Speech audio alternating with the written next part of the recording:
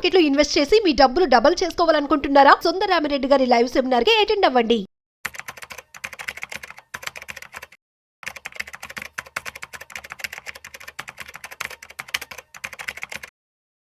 First time హైదరాబాద్లో one day classroom ఎన్విరాన్మెంట్లో ETFs, index funds and mutual funds గురించి classroom training అండి. మీరు హైదరాబాద్లో కనుకోండి అంటే ఇలాంటి ప్రోగ్రామ్స్ కోసం క్లాస్ రూమ్ ఎన్విరాన్మెంట్లో నేర్చుకుందాం అని కనుక వెయిట్ చేస్తూ ఉంటే this is the right time for you.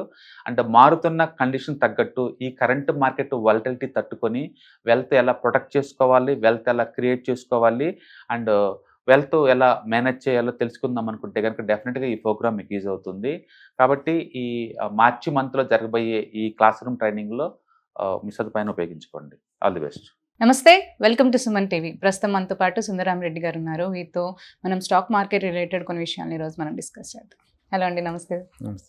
So ఇప్పుడు ఈ పానిక్ సిచ్యువేషన్ చూసి అందరూ అనుకుంటూ ఉంటారు ఏంటంటే లైక్ ఇప్పుడు మనం పానిక్ అవుతున్నాము, లేదంటే రిస్క్ తీసుకోలేము, సేఫ్గా వెళ్ళాలి, సెక్యూర్గా ఉండాలి అండ్ ప్రిన్సిపల్ అమౌంట్ కూడా ఏం డిస్టర్బ్ అవ్వకూడదు అని అనుకున్న వాళ్ళలో, లేదంటే కొంచెం రిటర్న్స్ తక్కువ పర్లేదు, రిస్క్ మనకు ఉండకూడదు అంతగా అని అనుకునే వాళ్ళకి ఇప్పుడు మనకి సేఫ్గా సెక్యూర్గా ఉండే సెక్టార్ స్టాక్స్ ఏవి ఉంటాయంటారు? అసలు యాక్చువల్గా ఈక్విటీలో మనకి సేఫ్, సెక్యూర్ ఆ పదాలు వాడకూడదండి. ఎందుకంటే బేసికల్గా మార్కెట్ అనేది, ఈక్విటీ అనేది మన కంపెనీలో వాటాలు తీసుకుంటున్నాం కదా, అవన్నీ డైలీ న్యూస్ బేస్గా ఎఫెక్ట్ అవుతూ ఉంటాయి.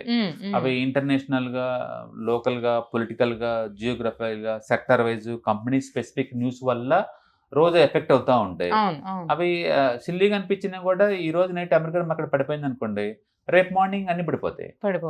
ఇప్పుడు నాస్డాక్ 2% మైనస్ అయింది అనుకోండి, ఇండియాలో ఆల్ ఐటీ స్టాక్స్ రేపు మార్నింగ్ -2లో ఓపెన్ అవుతాయి. సెంటిమెంటల్ గా లేదు. టీసీఎస్ రిజల్ట్స్ బాగాలేవు అనుకోండి, రిజల్ట్ ఇది బాగాలేవగానే అన్నింటిని పడగొట్టేస్తారు. ఎందుకంటే సెక్టార్ లీడర్ కదా, వాడికి రాకపోతే మిగతా వాళ్ళ పరిస్థితి ఏంటి అంటారు. అట్లా సెంటిమెంటల్ న్యూస్ ఎక్కువ ఉంటాయి ఇక్కడ ఒరిజినల్ ఫండమెంటల్ న్యూస్ తో పోల్చుకుంటే. అందుకని ఈక్విటీ మార్కెట్ లో సేఫ్టీ అనే పదం అయితే ఉండదు. కానీ ఎక్కువ వలటిలిటీ ఉన్నా సరే లాంగ్ టర్మ్ పాయింట్ ఆఫ్ ఎక్కువ బెనిఫిట్ ఇచ్చే స్టాక్స్ గుర్తుపడితే మాత్రం ఏదన్నా ఒక సెక్టార్ కనుక అన్నిటికంటే తక్కువ లీస్ట్ పడి ఉంటే గనక అవన్నీ స్ట్రాంగ్ గా ఉన్నట్లు లెక్క. ఓకే, అంటే ఇది ఎన్ని ఇయర్స్ చూసుకోవాలి మనం, ఎంత టైం పీరియడ్ లో? ఈ పాయింట్ ఆఫ్ టైం లో ఇండియన్ స్టాక్ మార్కెట్ లో లీస్ట్ పడ్డ సెక్టర్ ఇది చూడండి. ఓకే, ఈ టైంలో ఎంటైర్ మార్కెట్ పడుతున్నా సరే ఆ సెక్టర్ పడలేదంటే మ్యాటర్ ఏంటి? ఆ సెక్టర్స్ లో ఏదో మార్జిన్స్ ఎక్కువ మిగులుతున్నాయి. ఆ సెక్టర్స్ లో ఫండమెంటల్ ఏ మార్పు జరగబోతుంది అంటే మార్జిన్స్ ఎక్కువ మిగులుతున్నాయి అర్థం.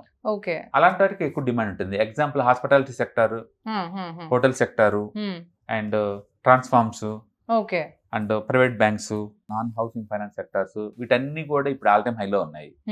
ఎంతో ఒక 5% కానీ ఎక్కువ పడలేదు పెద్దగా. అంటే అందులో ఏదో ఉంది, మిగతా వాటిలో లేదనమాట. అది యాక్చువల్గా ప్రతి బిజినెస్ సైక్లికల్ నేచర్ ఉంటుంది.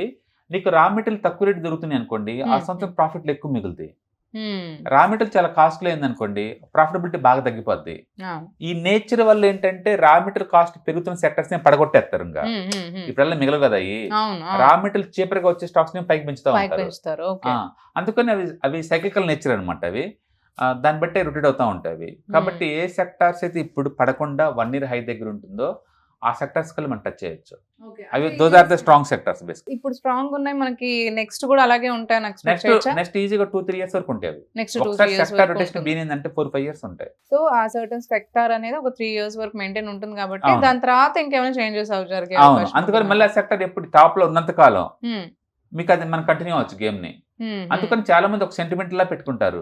సెక్టార్స్ ఎప్పుడు కూడా టాప్ లో ఉండాలి.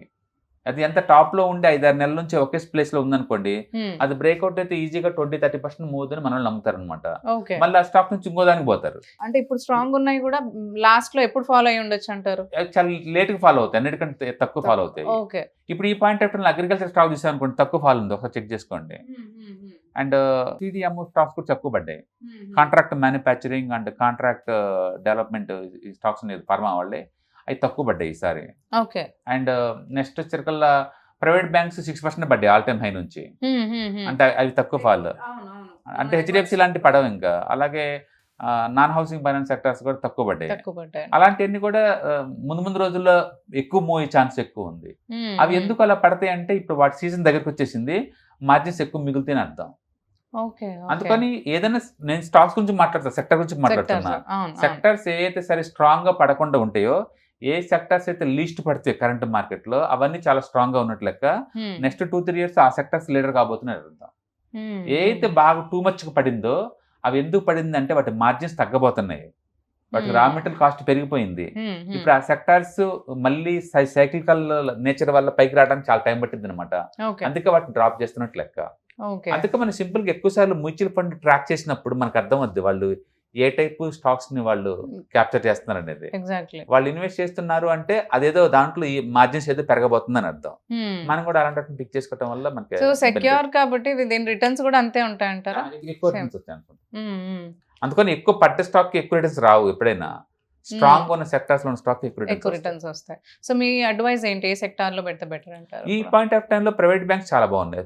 Finance and banking is best ఈ టైమ్ లో. అవి లీస్ట్ పడినాయి. మేము కూడా ఎనీబడి కంటే యాక్చువల్ లాస్ట్ టైం ఎంటర్ అయింది ప్రైవేట్ బ్యాంక్ ఈటీఎఫ్స్. ఇప్పటికి అదే రేట్ ఉంది. 3 months తట్టుకుని అక్కడే ఉన్నాయి. టూ మచ్ గా అసలు పడలేదు, మార్కెట్ ఇంత పడుతున్నా సరే.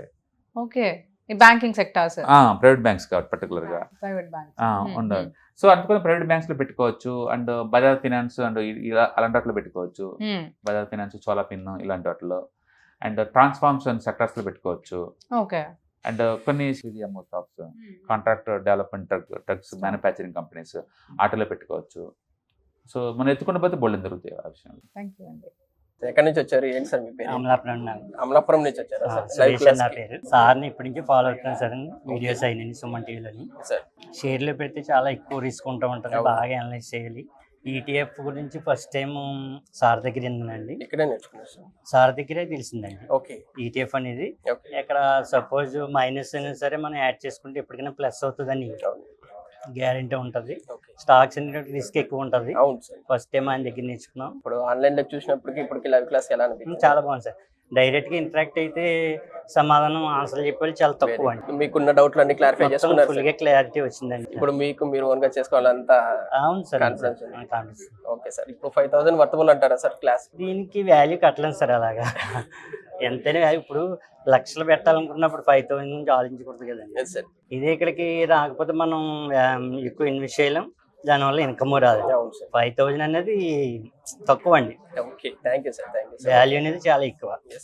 ఈటీఎఫ్స్ అంటే ఏంటి, ఇండెక్స్ ఫండ్స్ అంటే ఏంటి, అండ్ ఈటీఎఫ్స్ కి ఇండెక్స్ ఫండ్స్ మధ్య తేడా ఏంటి, అండ్ మ్యూచువల్ ఫండ్స్ అంటే ఈ మూడింటికి మధ్య ఉన్న తేడా ఏంటి, అండ్ స్టాక్స్ లో ఇన్వెస్ట్మెంట్ చేస్తే వచ్చే లాభ నష్టాలు ఏంటి, ETFs, index funds and mutual fund లో వస్తే బెనిఫిట్స్ ఏంటి, అంటే మీరు long term core portfolio maintain చేయాలంటే ఏటిలో పెడితే మీకు బెస్ట్ అనే దాని మీద అన్నిటికీ సంబంధించిన డౌట్స్ కి మీకు ఆన్సర్ దొరుకుతుందండి. ఈ క్లాస్ రూమ్ సెమినార్ లో పార్టిసిపేట్ చేయండి. మీకు సంబంధించిన any doubts ETFs, invest funds and mutual funds గురించి అంటే క్లారిఫికేషన్ చేసుకోండి.